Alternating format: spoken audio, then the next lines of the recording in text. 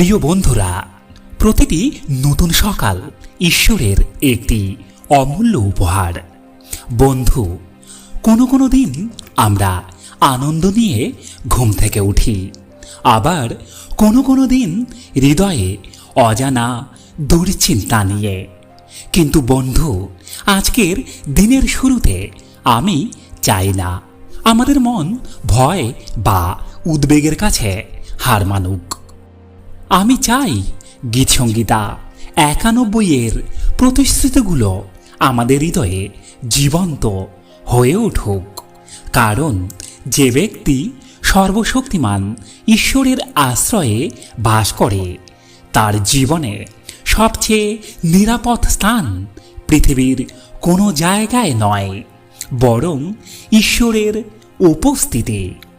আসুন আমরা সবাই একসাথে একাগ্র চিত্তে আজকের প্রার্থনা শুরু করি। হে স্বর্গীয় পিতা, আজ আমার সামনে কি অপেক্ষা করছে আমি জানি না, কিন্তু আপনি সেই ঈশ্বর যিনি সবই জানেন। তাই আমি ভবিষ্যতের অজানা পথ নিয়ে ভয় না পেয়ে আপনার উপর ভরসা করতে চাই। প্রভু, গীতসংগীতা ৯১ আমাকে মনে করিয়ে দেয় যে আপনি আপনার সন্তানদের কখনো একা ছেড়ে দেন না। আপনার ছায়াতেই আমি বিশ্রাম খুঁজে পাই, আর আপনার বিশ্বস্ততাই আমার ঢাল ও নিরাপত্তা। প্রভু, জীবনের প্রতিটি যুদ্ধ চোখে দেখা যায় না। অনেক লড়াই আমাদের মনের ভিতরে চলে, কখনো হতাশা, কখনো ভয়, কখনো অনিশ্চয়তা আমাদের শান্তি কেড়ে নিতে চায়। কিন্তু আজ আমি বিশ্বাস করতে চাই যে ঈশ্বরের বাক্য আমার সব ভয়ের চেয়ে অনেক শক্তিশালী। তার প্রতিশ্রুতি কখনো ব্যর্থ হয় না। প্রভু, আপনি প্রতিদিন নীরবে আমাকে আশীর্বাদ করেন। অতীতের ভুল থেকে শিক্ষা নেওয়ার সুযোগ, কঠিন সময়ে ধৈর্য, অজান্তে আমার জন্য করা মানুষের প্রার্থনা, আর প্রতিদিনের ছোট ছোট অনুগ্রহ, এসবই আপনার অসীম ভালোবাসার প্রকাশ। আজ আমাকে এমন একটি হৃদয় দিন যা সবসময় কৃতজ্ঞ থাকতে শেখে। প্রভু, গীতসংগীতা ৯১ বলে, আপনার ডানার নিচে আমরা আশ্রয় পাই। আজ এই সত্য আমার জীবনে বাস্তব হয়ে উঠুক। যখন আমি পথ হারানোর মতো অনুভব করব, তখন আপনার হাত আমাকে সঠিক পথে পরিচালিত করুক। প্রভু, আমি জানি আপনি আমাদের ইচ্ছামতো কোনো প্রার্থনার উত্তর দেন না, কিন্তু আপনি সবসময় আমাদের মঙ্গলের জন্য কাজ করেন। কখনো বন্ধ হয়ে যাওয়া দরজাও আপনার সুরক্ষার অংশ হয়। প্রভু, আজ আমি অভিযোগ নয়, বিশ্বাস বেছে নিতে চাই।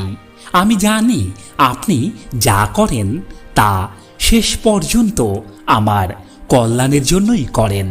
হে পিতা, আজ আমাকে এমন একজন মানুষ বানান যার কথায় ভালোবাসা থাকবে, যার আচরণে ক্ষমা থাকবে, আর যার জীবনে খ্রিস্টের আলো দেখা যাবে।